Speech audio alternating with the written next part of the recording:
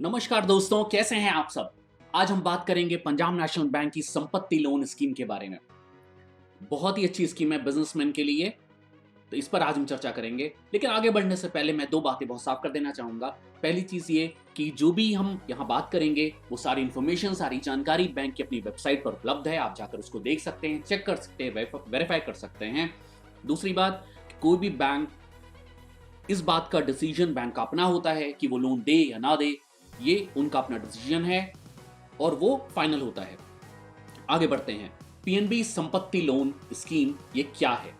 ये एक बहुत आसान शर्तों पर मिलने वाला बिजनेस के लिए लोन या लिमिट है, जो कि हम प्रॉपर्टी के अगेंस्ट मिल सकती है। इसको साधारण भाषा में अक्सर लोग लैप, ओडीआईपी, मॉर्गेज लोन भी कहते हैं। तो ये कैसे मिल सकता है और किस तरह से मिलता है? पहला जो तरीका है इसको लेने का वो है ओवरड्राफ्ट लिमिट के रूप में। ओवरड्राफ्ट लिमिट बिजनेस के लिए वर्किंग कैपिटल को के लिए मिल सकती है। वर्किंग कैपिटल क्या होता है कि जहां पर आपको माल के लिए पैसा चाहिए, सप्लायर के लिए को पैसा देने के लिए आपको फंड्स की जरूरत है, या कोई भी और लिक्विड फंड्स की रिक्वायरमेंट हो सकती है आपको अपने बिजनेस को रोज चलाने के लिए, उसे कहा जाता है वर्किंग कैपिटल। तो अगर आपको अपने बिजनेस के लिए वर्किंग कैपिटल की आवश्यकता है तो आप ओवरड्राफ्ट लिमिट इस स्कीम में ले सकते हैं।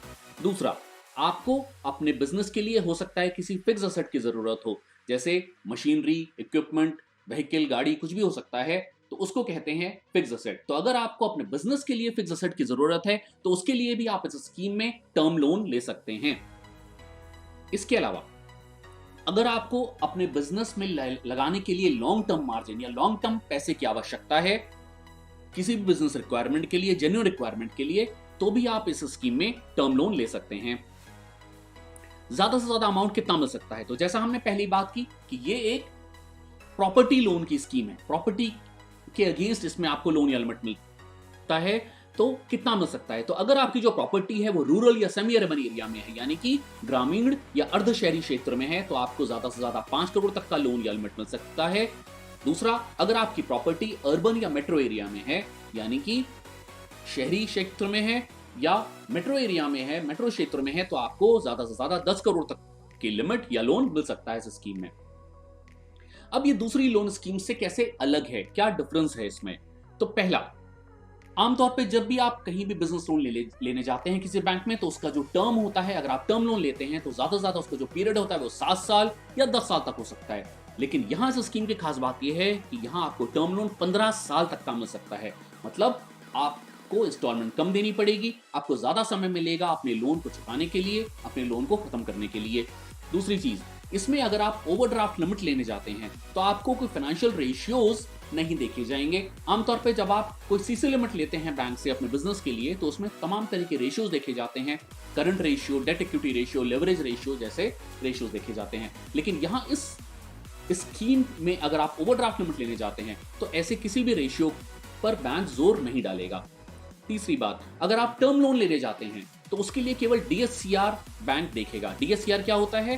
बैंक ये देखना चाहता है कि आप अपने बिजनेस से जो प्रॉफिट कमाएंगे, जो आप कैश जनरेट करेंगे, कैश एक्रोस जो आपके बिजनेस से आएंगे, वो उस टर्म लोन की इंस्टॉलमेंट को देने के लिए काफी होंगे या नहीं, उसका जो कैलकुलेशन किया जाता है वो डीएससीआर कहलाता है। तो टर्म लोन यदि आप लेने जाएंगे तो बैंक डीएससीआर का कैलकुलेशन करेगा, और अगर वो उसके स्टैंडर्ड्स के हिसाब से एक्सेप्टेबल होगा तो आपको इसमें टर्म लोन मिल जाएगा। उसके बाद अक्सर बिजनेसमैन को यह शिकायत रहती है कि उन्हें हर महीने स्टॉक स्टेटमेंट देना पड़ता है जब वो बैंक से कोई सीसी लिमिट लेते हैं। तो यहां इस स्कीम में आपको हर महीने स्टॉक स्टेटमेंट देने की जरूरत नहीं पड़ेगी। हो सकता है बैंक आपसे एनुअली जब रिन्यूअल करे तो उस समय आपसे स्टॉक स्टेटमेंट डिमांड करे, लेकिन मंथली आपको स्टॉक स्टेटमेंट देने की इसमें आवश्यकता नहीं पड़ेगी। आगे बढ़ते हैं।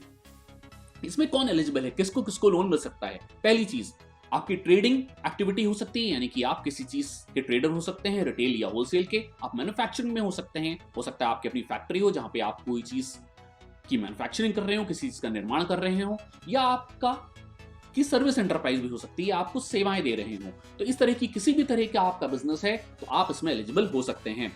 दूसरा, आपका कॉन्स्टिट्यूशन कुछ भी हो सकता है, proprietorship, partnership, LLP, company, society, trust. बशर्ते यह है कि आपका कॉन्स्टिट्यूशन कुछ भी हो, लेकिन आपकी एक्टिविटी जो है वो बिजनेस एक्टिविटी होनी चाहिए, तो आप इसमें एलिजिबल हो जाएंगे। आपका जो बिजनेस है उसके जो अपने रजिस्ट्रेशंस जो कंपलसरी हैं गवर्नमेंट के अनुसार, वो सारे रजिस्ट्रेशंस, वो सारे लाइसेंसेस आपके पास होने चाहिए, जैसे जीएसटी, शॉप एक्ट का लाइसेंस, फैक्ट्री लाइसेंस, पोल्यूशन की एनओसी, फायर डिपार्टमेंट एनओसी हो सकती है, आपका एम्प्लॉय का रजिस्ट्रेशन हो सकता है।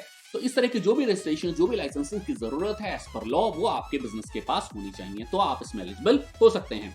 आगे बढ़ते हैं। अब इस में और क्या शर्तें हैं? पहली चीज जो बैंक देखना चाहता है जब भी आपको बिजनेस के लिए लोन देता है, वो ये देखना चाहता है कि क्या आपकी रिपेइंग कैपेसिटी या कैश जनरेशन कैपेसिटी है कि नहीं। इसका क्या मतलब है कि क्या आप अपने बिजनेस से इतनी इनकम जनरेट कर पाएंगे, इतनी इनकम आप पैदा कर पाएंगे कि आप बैंक का ईएमआई या बैंक का जो इंटरेस्ट है वो आप दे पाएंगे। तो अगर आप इस शर्त पर खरे उतरते हैं तो आप एलिजिबल हो सकते हैं इसमें। उसके अलावा अगर आपका एग्जिस्टिंग बिजनेस है, यानी कि आपका बिजनेस पहले से चल रहा है, तो जिस साल आप इस लोन के लिए अप्लाई करेंगे, लिमिट के लिए अप्लाई करेंगे, तो उसके ठीक पिछले साल में आपका कैश प्रॉफिट हुआ होना चाहिए, यानी कि आपने कैश जनरेट किया होना चाहिए, आपको लॉस नहीं हुआ होना चाहिए अपने बिजनेस में। अब अगर आपका बिल्कुल नया बिजनेस है, हो सकता है आपको 1 साल हुआ ही ना हो जब आप लोन के लिए अप्लाई करें, तो क्या आप एलिजिबल होंगे? तो जी हां, आप तब भी इस लोन के लिए एलिजिबल हो सकते हैं अगर आपका बिल्कुल नया बिजनेस है, स्टार्टअप है तो भी। लेकिन शर्त यह है कि जो इस स्कीम की जो बाकी नियम है, बाकी शर्तें हैं, वो पूरी होनी चाहिए। आगे बढ़ते हैं। अब ये जान लेना बहुत जरूरी है कि इस स्कीम में कौन एलिजिबल नहीं है, किसको लोन नहीं मिल सकता। पहली शर्त वो है कि डिफॉल्टर्स को लोन नहीं मिल सकता। अगर जो लोन के लिए अप्लाई करना चाहता है इस स्कीम में, उसका पहले से किसी और बैंक का लोन डिफॉल्ट में गया है, यानी कि सूट फाइल्ड हुआ है, राइट ऑफ हुआ है या लोन एनपीए हुआ है, तो वो इसमें एलिजिबल नहीं होंगे। दूसरी चीज, कोई अगर बिल्डर लोन लेना चाहेगा अपने इनकम्प्लीट प्रोजेक्ट, यानी कोई प्रोजेक्ट उसने शुरू किए वो कंप्लीट नहीं हुए, या कोई फ्लैट्स उसके पास हैं जो कि बिके नहीं है और बेचने के लिए उसने रखे हुए हैं, तो उसके अगेंस्ट उससे लोन इसमें नहीं मिलेगा, लिमिट नहीं मिलेगी। किसी भी शैक्षणिक संस्थान को अपनी प्रॉपर्टीज के अगेंस्ट इसमें लिमिट या लोन नहीं मिल सकता।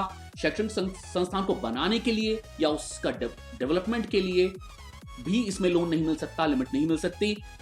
किसी भी nursing home, old age home, hospital या ऑर्फनेज की अगर प्रॉपर्टी है तो उसके अगेंस्ट इसमें लोन या लिमिट नहीं मिल सकती।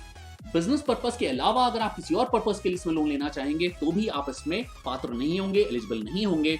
इसके अलावा अगर आप स्पेकुलेटिव पर्पस के लिए या किसी भी ऐसे काम के लिए लोन लेना चाहेंगे जो कि लॉ ने ही प्रोहिबिट किया हुआ है, कानून ने ही उसको निषेध किया हुआ है, तो भी आपको इसमें लोन नहीं मिल सकता। इसके अलावा थर्ड पार्टी प्रॉपर्टी के अगेंस्ट भी इसमें आपको लोन नहीं मिल सकता। थर्ड पार्टी प्रॉपर्टी पर अभी हम आगे इसमें चर्चा करेंगे।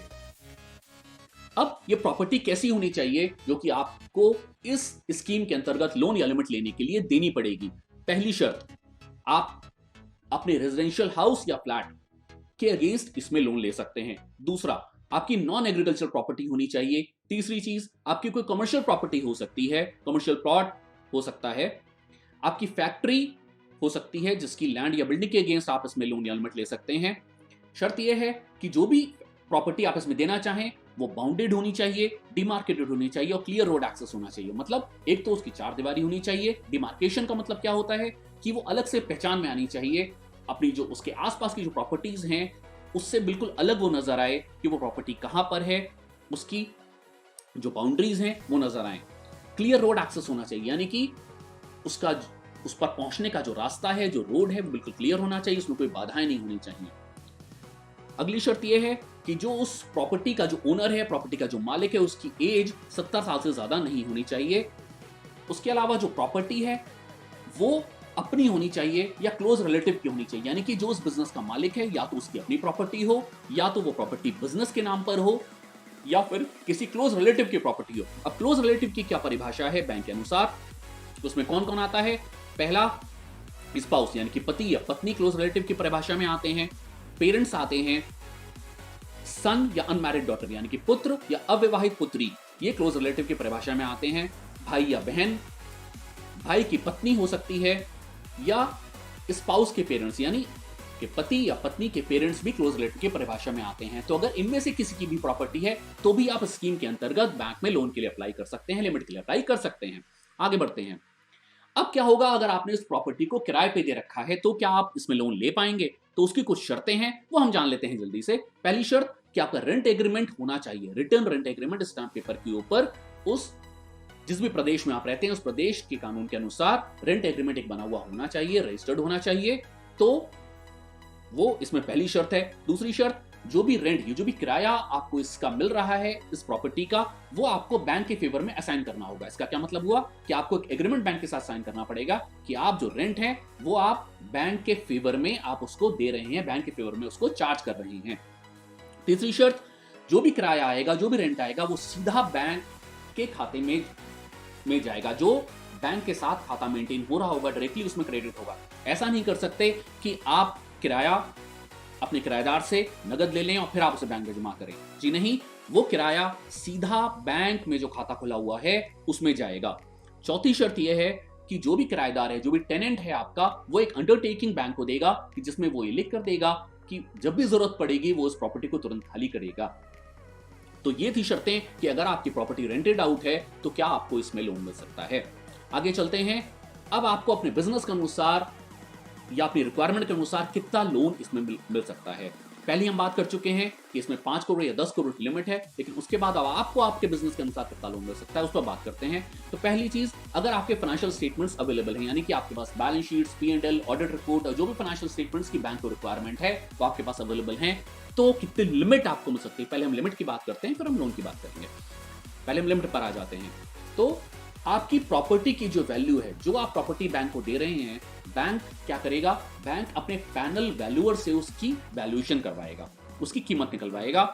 उस कीमत का 60% या फिर जो भी आप सेल बैंक को कहेंगे कि अगले साल आप कितनी सेल करेंगे अपने बिजनेस में, उस सेल का 25%। यहां पर एक चीज मैं साफ कर दूं कि आप एक सेल एस्टिमेट करेंगे और बैंक उसको जरूरी नहीं है कि एज इट इज एक्सेप्ट कर ले। हो सकता है बैंक उसको थोड़ा सा कम लेवल पे एक्सेप्ट करे, आपको बिजनेस को देखते हुए, आपके जो पिछला आपका परफॉर्मेंस है उसको देखते हुए। तो इसका 25%, इन दोनों में से जो भी फिगर कम होगी उतनी आपको लिमिट मिल सकती है। एक बार फिर से देख लेते हैं, आपकी प्रॉपर्टी की वैल्यू का 60% या आपकी एस्टिमेटेड एनुअल सेल्स जो कि बैंक एक्सेप्ट करेगा उसका 25%, इन दोनों में से जो कम होगा उतनी आपको लिमिट इसमें मिल सकती है। इसको एक उदाहरण से भी हम देखेंगे तो हमें ज्यादा अच्छे से समझ में आएगा कि हमें कितनी लिमिट मिल सकती है।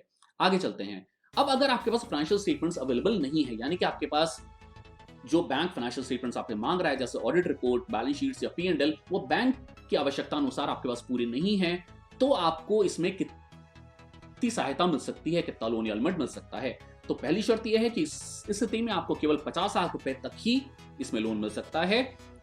उसके अलावा शर्त वही रहेगी कि आपकी प्रॉपर्टी की वैल्यू का 60% या फिर आपकी पिछले 2 साल की जो इनकम है उसके एवरेज का 4 गुना। मतलब यह हुआ कहने का कि अगर पिछले 2 साल में आपकी इनकम मान लीजिए 8 लाख और 6 लाख रुपए है, तो इसका एवरेज निकल कर आता है 7 लाख रुपए, उसका 4 गुना हो जाता है 28 लाख रुपए। तो आपको इसके अंदर 28 लाख रुपए या आपकी प्रॉपर्टी की वैल्यू का 60% जो भी इन दोनों में से कम होगा उतना लोन या लिमिट इसमें मिल सकता है। अब हम आगे चलते हैं कि अगर आप टर्म लोन लेने जा रहे हैं, यानी कि आपको अपने बिजनेस के लिए कोई मशीन, कोई इक्विपमेंट, कोई और फिक्स्ड एसेट खरीदना है और आप टर्म लोन लेना चाहते हैं उसके लिए, तो आपको कितना लोन मिल सकता है। तो फिर से पहली बात आ जाती है प्रॉपर्टी की वैल्यू का 60% या फिर जो भी आप मशीन, इक्विपमेंट या एसेट खरीदना चाहते हैं उसकी कीमत का 75%, इन दोनों में से जो कम होगा वो आपको लोन मिल सकता है।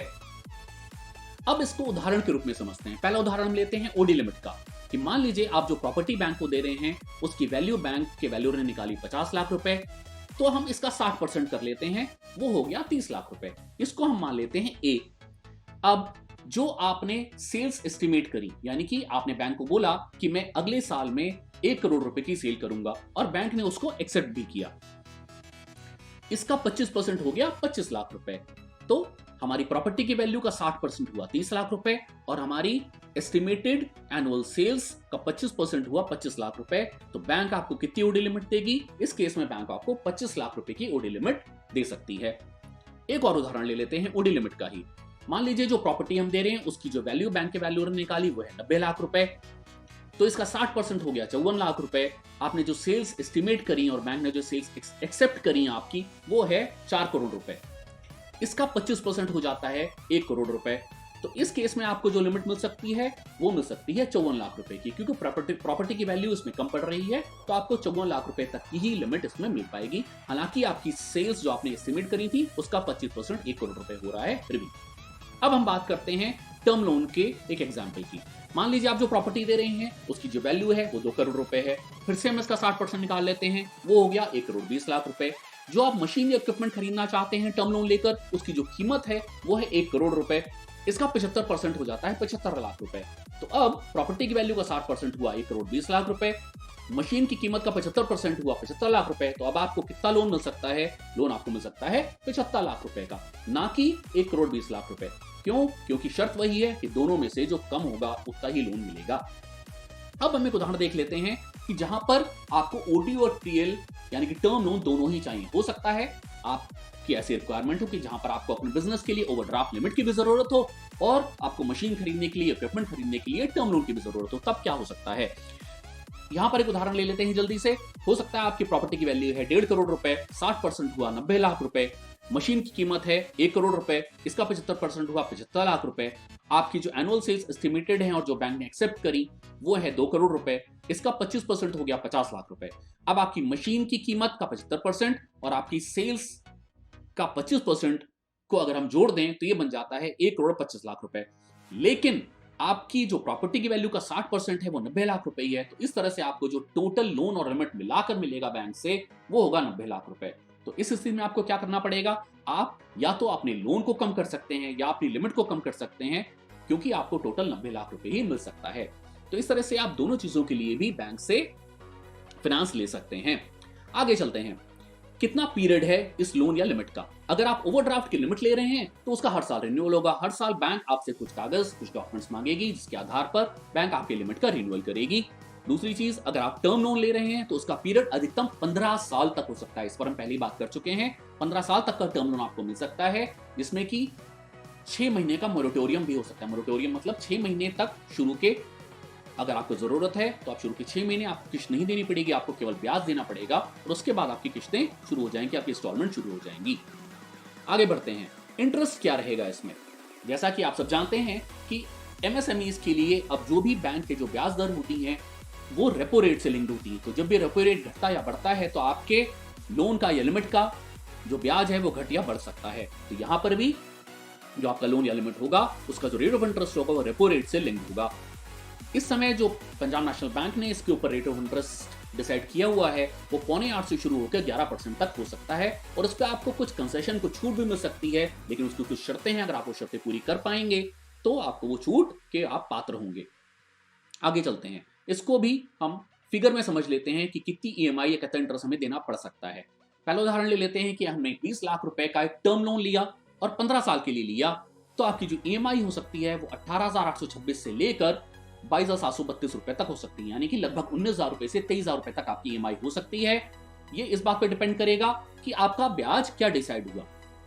अगर आपने वहीं ओवरड्राफ्ट लिमिट ली है, ओडी लिमिट ली 20 लाख रुपए की, तो आपका जो मंथली ब्याज है यानी मंथली जो इंटरेस्ट है वो आपका 13,165 रुपए से लेकर 18,685 रुपए यानी कि लगभग 13,000 से 19,000 रुपए तक हो सकता है। यह भी इसी बात पर निर्भर करेगा कि आपका रेट ऑफ इंटरेस्ट क्या डिसाइड हुआ। आगे चलते हैं, चार्जेस क्या क्या लगेंगे? तो जैसा आमतौर पे बिजनेस लोन में होता है तो इसमें भी वही है, प्रोसेसिंग या अपफ्रंट चार्जेस हो सकते हैं, डॉक्यूमेंटेशन के चार्जेस, इंस्पेक्शन या सुपरविजन, क्रेडिट इंफॉर्मेशन रिपोर्ट यानी कि सिबिल, क्रेफ, एक्सपीरियंस के चार्जेस हो सकते हैं, सरसाई के चार्जेस होंगे, प्रोफेशनल चार्जेस या इंश्योरेंस के चार्जेस हो सकते हैं। इस तरह से बैंक के तमाम चार्जेस होते हैं जो कि आपको आपके सैंक्शन लेटर में लिख के मिलेंगे। सैंक्शन लेटर के ऊपर हम एक अलग पहले ही वीडियो बना चुके हैं, वो आप जाकर देख सकते हैं, जिसमें इस पर हमने बहुत विस्तार से इस पर बात की है। आगे चलते हैं, और क्या शर्तें हैं इसमें? पहली शर्त जो कि हमेशा ही किसी भी लोन में होती है कि आपका केवाईसी कंप्लीट होना चाहिए। आपके बिजनेस का केवाईसी भी कंप्लीट होना चाहिए और आपका अपना केवाईसी भी कंप्लीट होना चाहिए, यानी कि बिजनेस के जो मालिक हैं उनका भी अपना केवाईसी कंप्लीट होना चाहिए। दूसरी शर्त कि आपका जो स्कोर है, क्रेडिट स्कोर यानी जिसे हम सिबिल स्कोर या क्रिफ स्कोर कहते हैं, वो एक्सेप्टेबल होना चाहिए बैंक के मानकों के अनुसार, बैंक के स्टैंडर्ड्स के अनुसार। आपके जो प्रॉपर्टी आप दे रहे हैं उसके डॉक्यूमेंट्स की चेन कंप्लीट होनी चाहिए, वो सारे ओरिजिनल डॉक्यूमेंट्स आपके पास बैंक के रिक्वायरमेंट के अनुसार कंप्लीट होने चाहिए। आपके बिजनेस के फाइनेंशियल पेपर्स कंप्लीट होने चाहिए। आपके इनकम टैक्स रिटर्न्स का ऑनलाइन वेरिफिकेशन बैंक करवाना चाहेगा, उसके लिए आपको बैंक को मदद करनी होगी। ऐसे ही आपके जीएसटी रिटर्न्स का भी ऑनलाइन वेरिफिकेशन बैंक करेगा, उसके लिए भी आपने बैंक में मदद करनी होगी। उसके अलावा जो प्रॉपर्टी का ओनर है, जो प्रॉपर्टी आप बैंक में दे रहे हैं इस लिमिट या लोन को लेने के लिए, उस प्रॉपर्टी ओनर या उस प्रॉपर्टी के मालिक की पर्सनल गारंटी भी बैंक में देनी होगी। तो ये था हमारा आज का वीडियो जिसमें हमने बात की पंजाब नेशनल बैंक की संपत्ति लोन स्कीम के बारे में। उम्मीद है आपको वीडियो पसंद आया होगा। इसको लाइक कीजिए, शेयर कीजिए, सब्सक्राइब कीजिए और कमेंट करना बिल्कुल मत भूलिए। कमेंट करके हमको बताइए, हमारा उत्साह बढ़ाइए कि आपको इस वीडियो में क्या अच्छा लगा और इस स्कीम में क्या अच्छा लगा, और हमें यह भी बताइए कि आप आगे और कौन सी वीडियो किस बैंकिंग विषय पर हमसे चाहेंगे। बेल आइकन प्रेस करना बिल्कुल भूलिएगा। Bye bye, take care, thanks for watching.